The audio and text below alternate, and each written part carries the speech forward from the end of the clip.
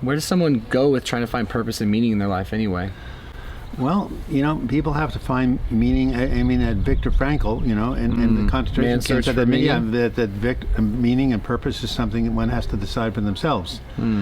There was a very famous movie with Billy Crystal called City Slickers. Okay, I remember that. Yeah, he went out to the country. He was a lost executive. It was one of these dude ranches. I think Jack Palance was there. Anyway, so it was to find out what the hell am I living for, and this Jack Palance held up his finger like this, like. Do you know what the secret of life is? No, what? This. Your finger? Just one thing. What's the one thing? That's what you gotta figure out. Find the one thing. He was, I don't know how he remember. This was years ago. It just all came back to me in a flashback. Sure. And for him, it was the one thing was his kids. That's what he discovered at the end of the video. So, not everybody's fortunate to have family and children and overt things, but I think we have to do the best to create meaning. And one of the things we can always do is reach out to someone else who's in a worse spot than we're in. And there are so many of them. We were talking about the homeless, situation lately. And one of my closest friends is the brother of my godson. His wife came up from Honduras, Christian, and believes, in the true meaning of the gospel, helping those without. So she goes with her church friends every week down to the homeless population and distributes whatever. So finding a way of being of service or value to other people. Well, that's what Albert Schweitzer said. Everybody wanted their son to be Albert Schweitzer. So he gave up he was a great musician when he was 20, and he said, "Screw it! I'm going to go to Africa, become a doctor. I'm going to open up a clinic for poor people who don't have squat to pay for it." And it was a clinic that he opened up in the poorest of poor parts, and he got people to come work for him, and it became the major medical provider of people in that part of it. It's still around. That's cool. So he said something that became quite famous. What did he say? He said, "I don't know what your purpose will be in life, but I know this. The only ones of you who will find happiness in life are those who have found and learned how to serve." So getting back to service, I'm just reinforcing what you said. No, it's a wonderful thing. Reflecting in my own current life, when I feel often the most at peace is when I'm leading a CrossFit class, if I'm coaching and leading a group of people. I really have found the older I get, and I'm 35 now, I love working with younger people. Late teens, early 20s. You're younger. That's the problem. Well, I'm talking about it's all relative. It's all relative. Right. I find tremendous satisfaction in working with them. The other thing, on a more practical, smaller scale, I hosted a barbecue for the 4th of July. I played host, and so I cooked all the food, prepared all the food, and cleaned. Everyone kept checking on me, asking if I was doing okay, could they help? I was happy as can be in that role.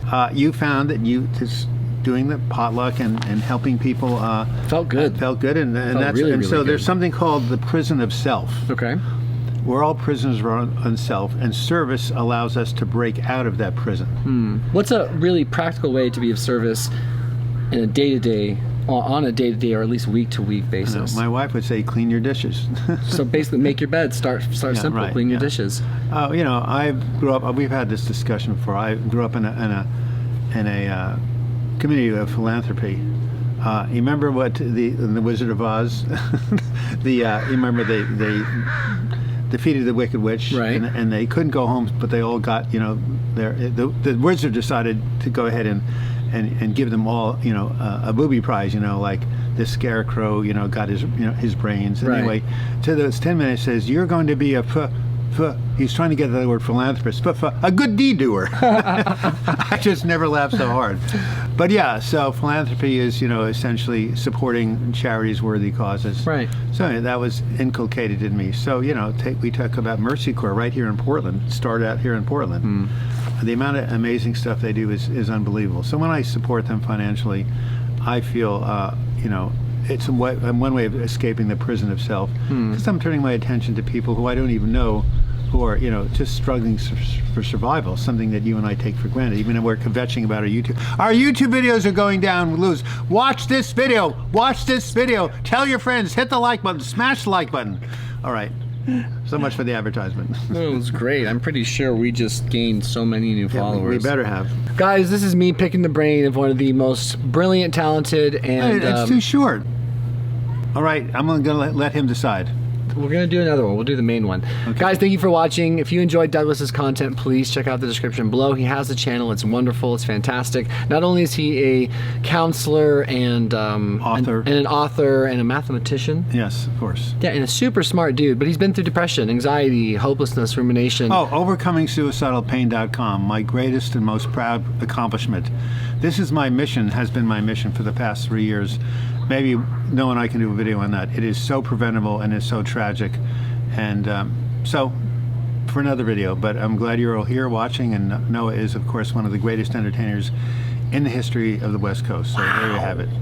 Wow, that's a really honest and genuine endorsement. We'll see you guys in the next video. Thanks for being here. This has been Douglas Bloch. Thank you for tuning in. Thank you for watching. I hope you learned something from it.